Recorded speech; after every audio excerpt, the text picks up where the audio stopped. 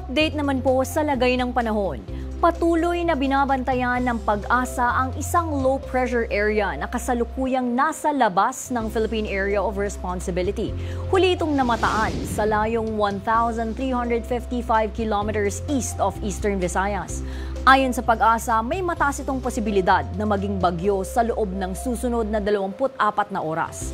Patuloy na nakaapekto ang easterlies o mainit na hangin mula sa Pacific Ocean sa malaking bahagi ng Central at Southern Luzon. Gayon din sa Visayas, kaya asahan ang mauulap na kalangitan na may kalat-kalat na pag-ulan at pagkidlat-pagkulog sa Metro Manila, Visayas, Calabarzon, Mimaropa, Bicol Region, Aurora, Bulacan at Isabela. Makararanas ng bahagyang maulap hanggang maulap na kalangitan na may mga pulupulong mahihinang ulan bunsod ng northeasterly wind flow sa Batanes, Babuyan Islands at Ilocos Norte. Sa kasalukuyan, walang nakataas na gale warning. Banayad hanggang katamtamang pag-alon ang mararanasan sa malaking bahagi ng ating karagatan.